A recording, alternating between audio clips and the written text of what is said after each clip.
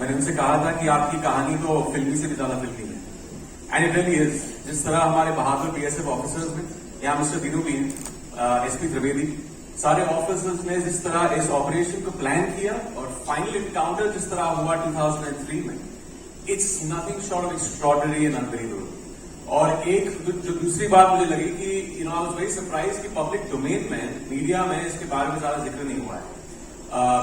But that was our good fortune कि हमें इस कहानी को बड़े पर्दे पर दर्शाने का मौका मिला, and it makes a fabulous cinematic watch, not just because it's got the action, it's got the drama, it's got the thrills, but at the heart of it, it has a it's got an emotional human story and a story of sacrifices of these BSF officers. And इस particular mission का, operation का जो importance था तभी from the phase of 2000 to 2003, Jaish e Mohammed की पूरी infrastructure इस operation ने डिस्टेबलाइज कर दिया। 13 साल तक इस ऑर्गेनाइजेशन ने टेररिस्ट अटैक प्लान नहीं किया था on Indian soil because of this operation, and not too many people know about that. So that is the importance of this operation, that's why it's a story that was waiting to be told, and या better late 22 साल बाद ये इतना बड़ा operation इस रूप में public के सामने पेश होगा, इसका हमने भी तब कल्पना नहीं किया था। एंड मेरा थैंक्स उन सबके लिए जो इस पूरे क्रिएशन से जुड़े हुए हैं, किरदार से जुड़े हुए हैं, कहानी से जुड़े हुए हैं, और प्रोडक्शन हाउस को, और शहीद बलवीर सिंह को मैं सलाम करना चाहूंगा, जो इस ऑपरेशन में जिन्होंने अपनी अंतिम शहादत दी थी। हमारे ऑपरेशन के जो पार्ट थे, मेरे कलीग गिरू चंद्र जो है बैठे हुए हैं, और बाकी सब। मुझे आपसे ये बात इस पे कहनी है। सर, एक बात जिसके बिना हम जाने नहीं दे सकते आपको, वो ये है, प्लीज हमें बताइए, वो असली प्रहार से पहले, हालांकि this went on for 2 years, 2 साल तक वो मिशन चलता रहा, प्रहार के ठीक पहले क्या चल रहा था सर?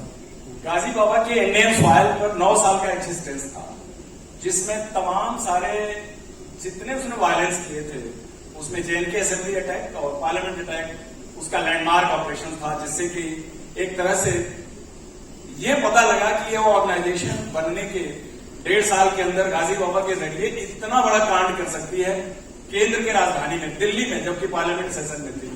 तो he was declared proclaimed offender by the protocol. उसके बाद से गाजी बाबा जो है वो हॉट प्रॉपर्टी था, सारी ऑर्गेनाइजेशन को उसकी तलाश थी, और उसके तलाश में हम भी लगे हुए थे।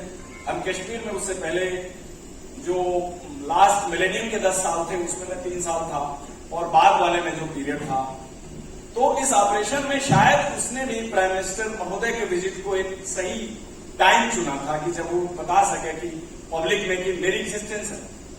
और वो थोड़ा एवर बोर्ड गया और जोश में आया और अपना अड्डा उसने श्रीनगर सिटी में शिफ्ट किया। इसी कार्रवाई में हमको जो क्लू मिला, ये 72 घंटे की कंटिन्यूअस चलने वाली कहानी है, जिसमें 72 आवर्स लगे थे। उस 72 आवर्स में ना कोई सोया था, ना किसी ने रेस्ट लिया था, क्योंकि वो ब्रेक हो ही नहीं सकता था। और उसके चलते चलते कंटिन्यूअस उसको हमने चेंज किया, फॉलो किया, और करने के बाद जब हम अंतिम प्रहार वाले मुद्दे पर गए, तो हमको पता था कि एक ऐसा आदमी है जो इससे पहले 3 बार गार्डन से बच के निकल चुका है, और आज के रात अगर ये बच के निकल गया तो इसको मिलना बड़ा ही मुश्किल है इससे। तो मैं उससे अगले दिन 30 का व्रत था वाइफ का, उन्होंने बोला था कि कल आप आएंगे सवेरे तो हम चलेंगे कहीं। तो मैंने बोला देखो यार, बड़ा टेढ़ा ऑपरेशन है, इट्स वेरी डिफिकल्ट टू से क्या होगा। तो उस मॉर्निंग में किसी को कुछ नहीं पता था कि कौन रिटर्न होके आएगा, और हमको 100% पता था कि इस हाइट के अंदर गाजी में बैठा हुआ है। तो वहां पर कुछ विड्रॉल, पीछे हटने, सेकंड थॉट का सवाल ही नहीं था। वो एक अपॉर्चुनिटी थी जो एक ही बार मिली थी, और हमने पूरे शिद्दत के साथ उसे पूरा करने की कोशिश की, और ये सफलता पूरे बॉर्डर सिक्योरिटी फोर्स और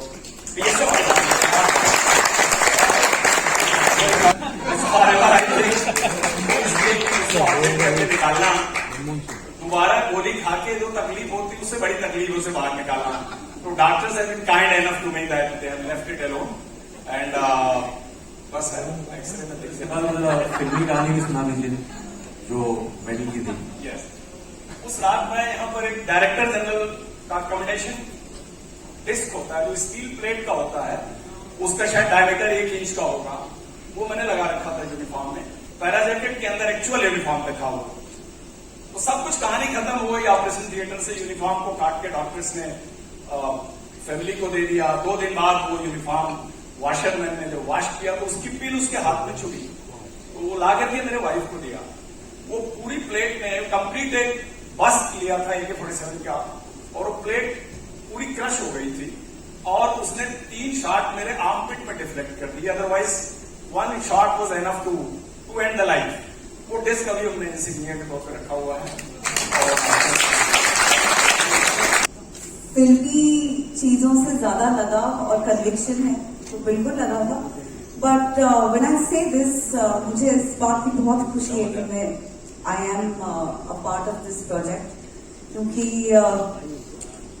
I represent the domestic department from the house, and मुझे ऐसा लगता है कि BSF ऑफिसर के घर में अगर कुछ एक अवेयरनेस होगा तो क्या होगा कि both people are married to the nation first, और ये एहसास बहुत डाइजेस्ट करना भी मुश्किल है और उसको जीना भी मुश्किल है। सो मैं दुबे जी आपकी फैमिली को तहे दिल से शुक्रिया अदा करना चाहती हूँ उनका, और उनको बहुत सारे आशीर्वाद और कॉम्प्लीमेंट्स देना चाहती हूँ। Thank you so much, man. Thank you so much for sharing that. Zoya, we see this, एक कहीं ना कहीं वो कॉन्फ्लिक्ट दिखने वाला है क्या इन 2 कैरेक्टर्स के बीच, बिकॉज 2 पावरफुल कैरेक्टर्स आमने सामने आते हैं, एंड वी आर लाइक यहाँ तो कुछ फायरवर्क्स होंगे। किस तरह के होंगे, प्लीज बताइए। Good afternoon. आई मीन जो फायरवर्क्स होंगी वो तो आपको फिल्म में देखना होगा।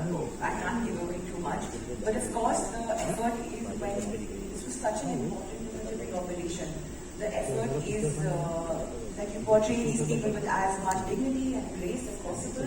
We all put in our best, and there were so many different agencies involved.